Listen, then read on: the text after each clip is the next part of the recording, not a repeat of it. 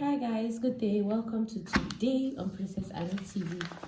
So today we are going to be talking about how to know your position in a circuit pattern. So I'm going to be drawing a circuit pattern.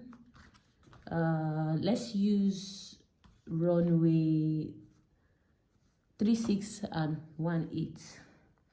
So I need a perfect ruler so that I can make it as perfect as possible, but let's just see how it goes with this. So I'm going to have a runway. Like I said, we'll be using runway 36 and 18.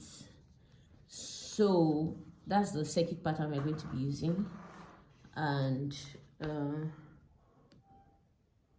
going to just draw so that you can doing this so that we can know how to report our positions basically to air traffic control while we are flying.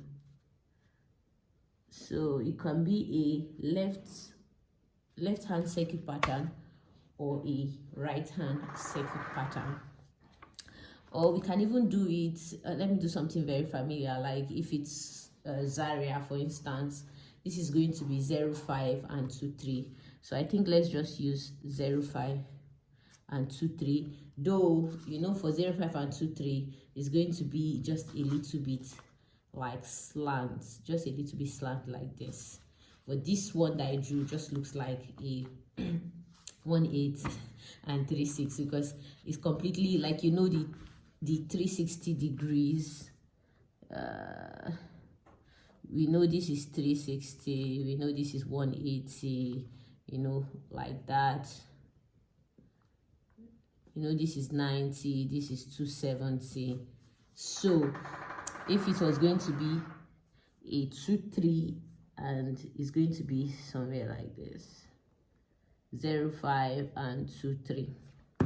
So this looks like actually a 1, but I want to do something very familiar so that it's something you can pick up an approach chart and look at any point in time.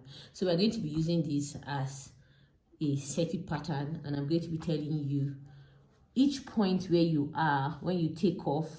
Now we're going to be using 05 as our takeoff point. So this is an aircraft, like, you know, the longest part is always the wings, and this is the tail.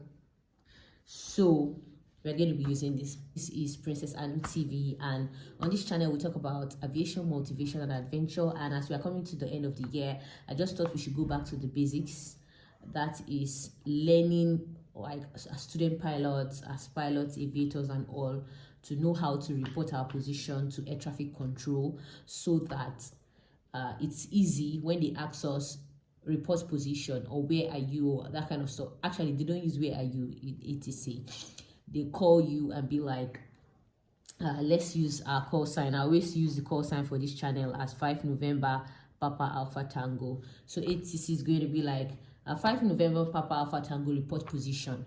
So it is going to be you that's going to be reporting your position to the air traffic control to tell them exactly where you are. And if you don't know where you are, that's where problem comes, because situational awareness is very, very important. So this is the aircraft, and let's say you are aligned to the runway and you are about to take off. So you take off. Okay, I like to put the threshold markings so that we know that this is a runway. That's part of the things we used to know, that this is a runway. So you take off at this point. This is our upwind. So when you take off, you are upwind. Most of the time, they just tell you if you're going out for an exercise or so, they'll tell you reports when you are at that point, or they'll give you your takeoff time so that you can record it or something. They don't really ask for a position because they see you. Air traffic control is going to see you when you take off. So this is your upwind. At this point, this is your crosswind. So you have your upwind, you have your crosswind, and this is our downwind. The downwind is always the longest part in the flight in the circuit pattern. The downwind is always the longest part in the circuit pattern, and this is your base leg, because you're coming back to land here. If you're coming back to land at 2-3 and you're going to be using a normal circuit pattern, it's going to be like this, because you're going to take off like this.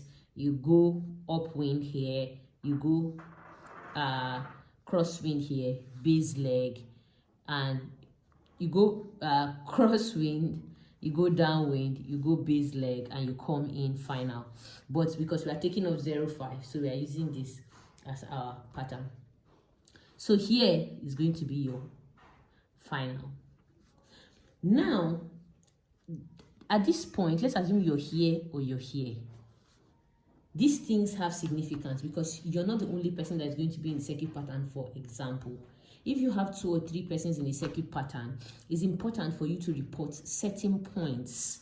Even if you are, for instance, you're here and someone else is here, you need to report certain points on this circuit pattern.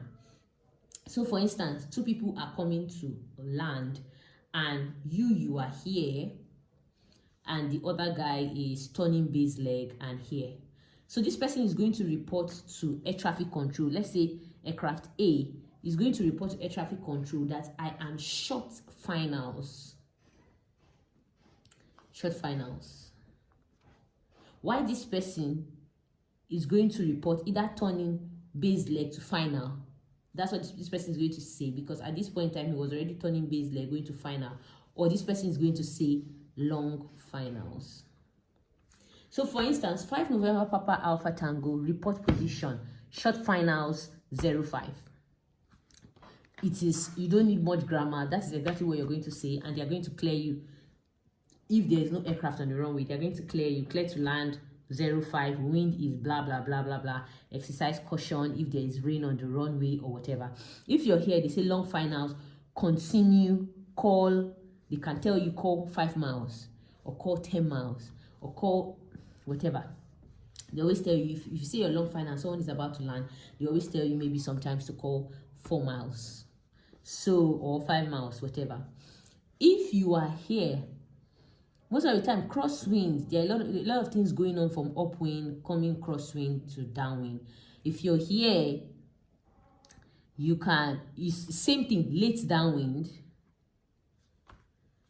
Here, you just call downwind actually, because here, nothing is actually going to happen.